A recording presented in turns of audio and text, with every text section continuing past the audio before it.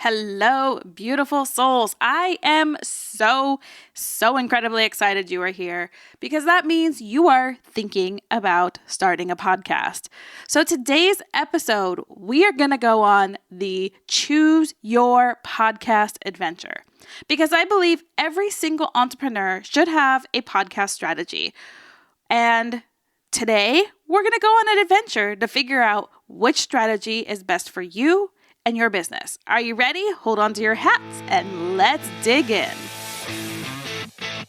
Welcome to the podcast about podcasting, where you guessed it, we're talking all things podcasting. Whether you are just ready to launch your show, or maybe you're a seasoned podcaster ready to grow and monetize, this podcast is for you. We are talking about the strategy, but beyond that, the mindset it takes to grow a massively successful podcast in this day and age. So if you are ready to take your podcast to the next level and make big bucks, you're come to the right place. I'm your host, Jen Dragonette, so let's dig in. So why do I call it choosing your podcasting adventure? Because the same strategy is not made for every single person, for every single business. Maybe it depends on the amount of time you have or the type of business you have. Although I believe any type of business can benefit from a podcast, it really comes down to your time, your commitment, and your outcome and your goals. So the first thing we want to talk about are what are your goals for having a podcast? Do you want that instant authority? Do you want to take the time and establish your own brand on a podcast? Or are you trying to establish your expertise by just showing up on someone's podcast? So those are the two strategies we're going to talk about. Well, three technically, because there is 1, be your own host, 2, be an amazing, profitable guest expert, or 3, be both, which is what I do. I love both, but I make the time for both because podcasting is a huge part of my strategy. Let's be honest, it's 95% of my business. Yes, you heard that. 95% of my business and my profits come from my podcast. So as we're going into this, I want you to talk about and figure out and actually take a piece of paper out and figure out what your why is for starting a podcast. The first thing I have to say is podcasting is easy. Yes, it is easy. However, if you're going to have a successful podcast, it takes time. It takes effort.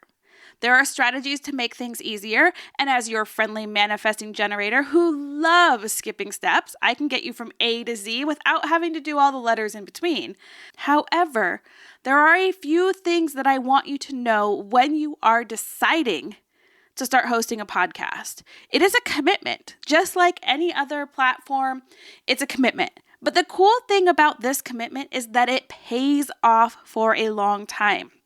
Meaning on social media, you are lucky if you get your content to be seen for 24 hours on a good day. I have episodes on my other show from almost 3 years ago that are still getting downloads today. That's the power of evergreen podcasting. That's the power of SEO, search engine optimization, because I have a strategy that allows my message to be seen, heard, and listened to for the years and years and years and years to come. So if you are completely burnt out on creating content and feeding the content monster of social media every single day, multiple times a day, and trying to build and build and build and build, maybe having a second strategy of a podcast is good for you, especially if you like talking.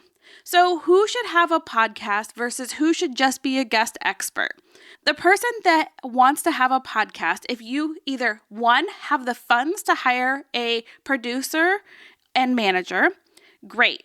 You should have a podcast because you can take that 30 to 40, maybe an hour a week and record an episode and get it over to them and they can take care of it. Number 2, if you are someone who is great at bootstrapping and maybe you have 3 hours a week, because let's be real, it takes about 3 hours for any episode by the time you plan it, record it, edit it, and get it out there. Because these podcasts that aren't being edited, that are just being recorded directly into something like Anchor, honestly, It can be done and you can get lucky, but quality matters. Quality really actually matters. So if you have a limited amount of time, maybe you only have 1 hour a week, work on a guest expert strategy where you're getting onto other people's shows and you're giving back in that way. But if you can carve out 3, maybe 2 to 3 hours of time, if you want short episodes, great. You can probably get them done in an hour or 2. I have a client that does 15-minute episodes, and from start to finish, we can get it done, produced, her recorded, and out in about 2 hours. So if you have 2 hours of time and you want your content to last, great, you should be a host. But get support, because there are easy ways to not drive yourself into the ground when you're doing this. And both strategies are great. However, when you are a host, there are some added benefits. One, it's your show. You can do whatever the heck you want. You can be completely unfiltered. You can choose to do solo shows, group shows, guest expert shows, shows about meditation, do meditation on shows, tappings, whatever you want to do. You have full control. You get to decide how it shows up. And your content, again, if you're pumping out content every week, it's evergreen. It's lasting forever. So if you're spending, 60 to 80 minutes a week creating reels, if that's part of your strategy and you love doing that, great. But if you did that 80 minutes a week to produce a podcast, that's something that's going to last a lifetime. So there's just things to start thinking about of where you're spending your time. You also don't have to publish every week. However, I do not recommend this strategy. I think that you should be consistent and show up every week because you are training your audience, because you have trained them to listen at a certain day and a certain time. Maybe they've built it into their schedule, so they're used to showing up. So when you don't show up every week, that habit isn't as strong. You have to be really good at content, have really compelling everything to get them to come back and listen every other week. So it is important to have a strategy. The length of the podcast can be anything. There's a podcast that I listen to that he does a daily podcast and it's 1 minute a day. Yes, he does some of the editing and things like that, but he basically reads a quote, plugs in his intro, blends it out, and then puts it up there. And there are softwares that can help you do that. Tech doesn't have to be as scary as, if that's already sounding overwhelming, then start thinking about getting on other people's podcasts. There's also the strategy of doing both, which is what I recommend, which is my passion and everything, because I really truly believe that podcasting helps you find yourself, helps you reconnect to your soul, allows you to be 100% yourself, unfiltered. I believe that having a show and being a guest expert is the best strategy out on the market for long-term success. If you're doing a show about current events, yeah, it might fall off. But if you're doing something that can last forever, about content that lasts forever, like this podcast is about, podcasting isn't going away anytime soon. It's still hanging out, right? So in 4 or 5 years, this podcast is still going to be relevant. So you need to start thinking about, is your content something that's going to be relevant in a few years? Because if it is, then podcasting is for you. It definitely is. So when you're thinking about this and you're choosing your adventure, maybe you just want to dip your toe in the water. Great. Go start pitching yourself to be on podcasts. See how different it is to have a podcast versus a live video. See how different it feels. And the podcast community, I've been in a lot of communities. I've been in the business space for, 6 or 7 years now. And I have to say it's the most welcoming community. Everybody's there to help you, it seems. And you can scratch people's backs. There's another benefit of being a host. Scratch each other's back.